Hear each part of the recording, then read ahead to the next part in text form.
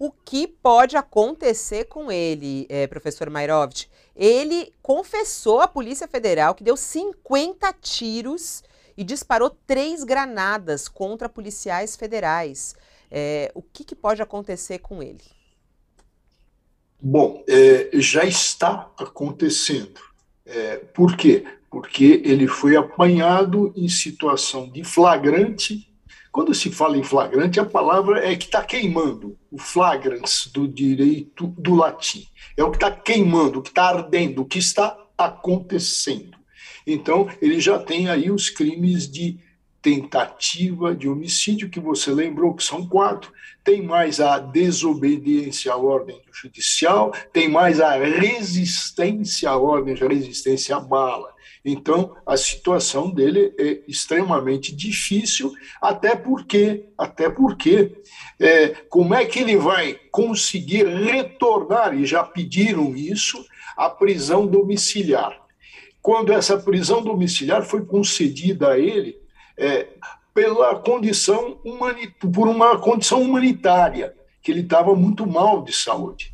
Agora, como se vai conceder de novo?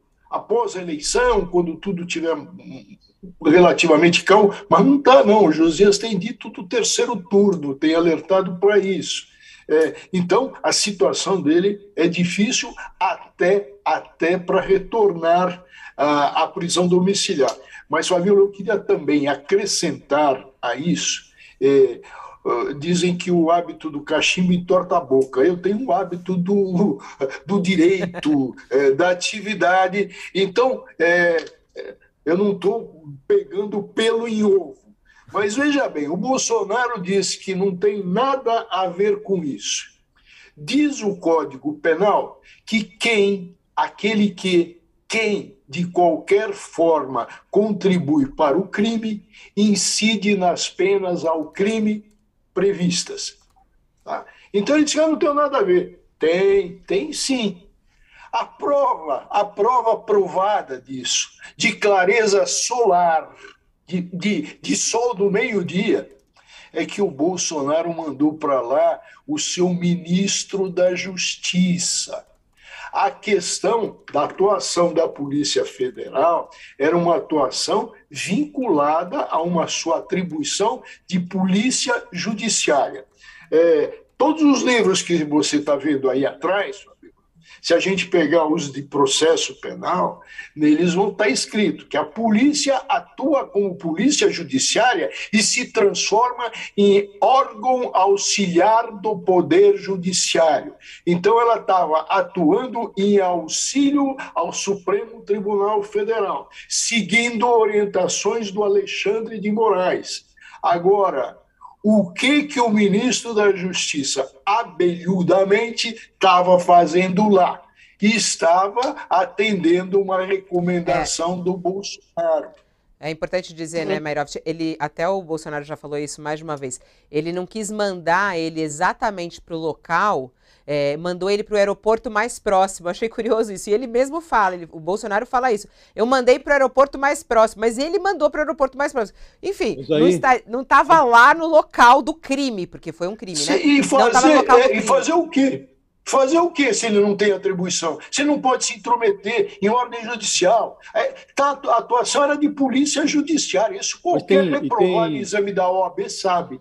E tem 2 detalhes aí, Fabíola e professor Walter, que adicionam complexidade ao que já é muito complexo.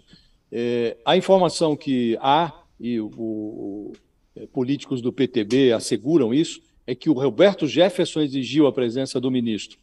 E o presidente atendeu a essa exigência. Quando ele percebeu, Bolsonaro, que tinha cometido um grave erro ao enviar o ministro para lá, aí ele deu meia volta e deixou o ministro no meio do caminho. Foi até Juiz de Fora, em Minas Gerais, ali nas proximidades da cidade no interior do Rio de Janeiro, onde se encontra o Jefferson, mas não foi até o local do crime, porque o que se presenciou ali foi um crime, ou vários crimes, né? Eu tenho 2 dúvidas, professor, que eu queria ver se o senhor ajudava a elucidar. A primeira delas, auxiliares do procurador-geral Augusto Aras estão argumentando que esta revogação da prisão domiciliar do Jefferson e conversão em prisão preventiva não deveria ter sido pedida pelo Alexandre de Moraes, mas por um juiz de primeira instância, porque o Supremo já aceitou uma denúncia contra o Jefferson e, como ele não dispõe de mandato, ele deveria estar sendo tratado pela primeira instância e não pelo ministro Alexandre de Moraes. Essa é a primeira dúvida. A segunda é, juntando todos os crimes que o Jefferson vai responder agora, depois dessa resistência armada, juntando tudo, dá uns 30 anos de cadeia ali, não? Bom, vamos por parte. Você lembra uma decisão do Supremo Tribunal Federal que foi por maioria de votos, 2 votos divergentes, atenção, de 2 bolsonaristas, ou filo-bolsonaristas, ou de togas bolsonaristas. O Cássio com K e o terrivelmente evangélico. Esses votaram contra, dizendo que o foro era o Supremo Tribunal Federal. Mas o Supremo, na sua maioria, entendeu que esse caso do Jefferson, onde ocorreu aí a revogação da prisão, esse caso deveria ser mandado, ou se ordenou que se mandasse para primeiro grau, porque o Roberto Jefferson não tem foro privilegiado. Efetivamente não tem, e o Supremo decidiu corretamente. Agora, veja, se decidiu corretamente, por que atuou o Moraes? Por uma razão muito simples e que dá legitimidade. Qual seja, essa decisão do Supremo ainda não tem força porque está pendente de recurso. E mais, os autos ainda não saíram da jurisdição do Supremo. A partir do momento da saída é que cessa a competência do Moraes. Então, veja que esses detalhes técnicos são importantes, porque para o leigo, então, olha, como é que o Moraes decidiu se ele já não tinha atribuição, já não tinha competência? Tinha sim, tanto é que o processo estava, vamos usar uma imagem, na mão dele. Então, ele tinha essa competência, essa atribuição.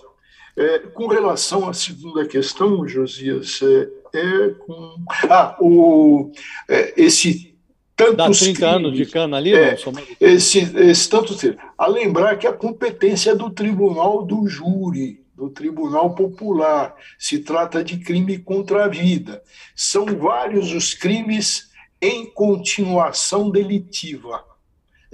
Então, se vai se aplicar a pena mais grave com os acréscimos do crime continuado.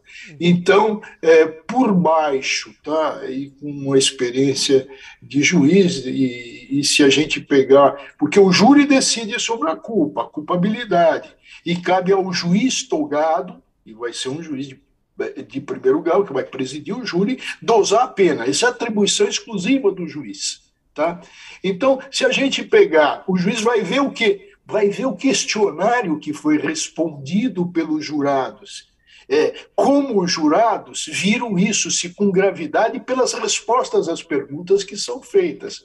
E aí ele vai dosar apenas, fazer aquela dosimetria da pena. Então, no máximo quanto, Mairovic? Só para a gente simplificar aqui. No máximo quanto? Bom, a lembrar que a pena não vai passar do máximo dos 35 anos, né? Tá. De cumprimento, mas a dosagem vai passar bem mais disso, de 40 a 50 anos. Porque, vejam bem, são 4 vidas, não é uma coisa assim.